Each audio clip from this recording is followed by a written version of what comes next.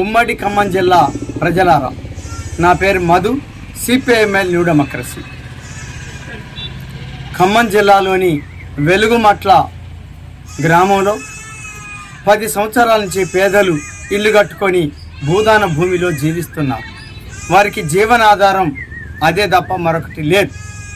అట్లాంటి భూములలో ఇల్లు కట్టుకొని జీవిస్తున్న ప్రజలపైన 24వ తారీఖున రేవంత్ రెడ్డి గారి ప్రభుత్వం దాడి చేసి వాళ్ళ ఇళ్లనన్నింటినీ నేలమట్టం చేసింది. వారి తరపున మాట్లాడినటువంటి రాజకీయ పార్టీల్ని కేసులు పెట్టి నిర్బంధాలతోటి లాఠీ చార్జీని ప్రయోగించి అరెస్టులు చేసినటువంటి ఒక పరిస్థితి ఉన్నది. వాళ్ళందరినీ తిరిగి అంబేద్కర్ భవన్లకు తరలించి అక్కడ సరైనటువంటి తిండి కానీ నీళ్లు కానీ ఏర్పాటు చేయకుండా వారంతటా వాళ్ళే వెళ్ళిపోయేటందుకు ఈ ప్రభుత్వం అనేక ప్రయత్నాలు చేసింది. అయినా వాటన్నిటిని తట్టుకొని ఆ ప్రజానీకం అక్కడ జీవిస్తున్నారు.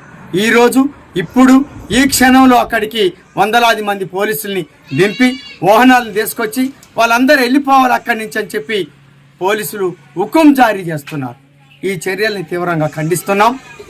మరి ఈ ప్రభుత్వం ముఖ్యంగా మంత్రులు ఏం చెప్తున్నారు? పేదలైనటువంటి వాళ్ళందరికీ ఇల్లు కట్టిస్తాను, ఇల్లు ఇస్తానని చెప్పారు. మరి ఎక్కడ ఇల్లు ఇవ్వకుండానే ఇప్పుడు బలవంతంగా తరలించేటువంటి ఒక వైఖరి ఇది ఏమిటి ప్రజల మీద ఈ దౌర్జన్యం? ఈ దౌర్జన్యమే కాకుండా వాళ్ళపైన తిరిగి ప్రశ్నిస్తే ఎదురు తిరిగితే లాఠీ చార్జ్ చేయడానికి కూడా ఇప్పుడు సిద్ధమవుతున్నటువంటి ఒక పరిస్థితి. అందుకోసమే ప్రభుత్వం ఈ చర్యల్ని తీవ్రంగా సిపిఐఎంఎల్ న్యూ డెమోక్రసీగా వ్యతిరేకిస్తున్నాం. ఇప్పటికైనా ఇల్లు కూల్చినటువంటి ఒక ప్లేస్ పైనే వాళ్ళకి తక్షణమే ఇల్లు నిర్మాణం చేయాలి.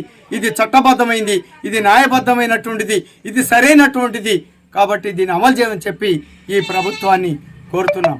అట్లాంటి చర్యలకు పూనుకోకుండా ఇట్లాంటి దౌర్జన్యంగా వాళ్ళని అక్కడ ఉన్నటువంటి వాళ్ళని అంబేద్కర్ భవన్ నుంచి తరలించేటువంటి ఒక వైఖరి ఏదైతే ఉన్నదో ఇది అప్రజాస్వామికమైనది, ఇది చట్ట వ్యతిరేకమైనటువంటిది, ఇది ప్రజా వ్యతిరేకమైనటువంటి ఒక చర్యగా మేము ప్రకటిస్తున్నాం.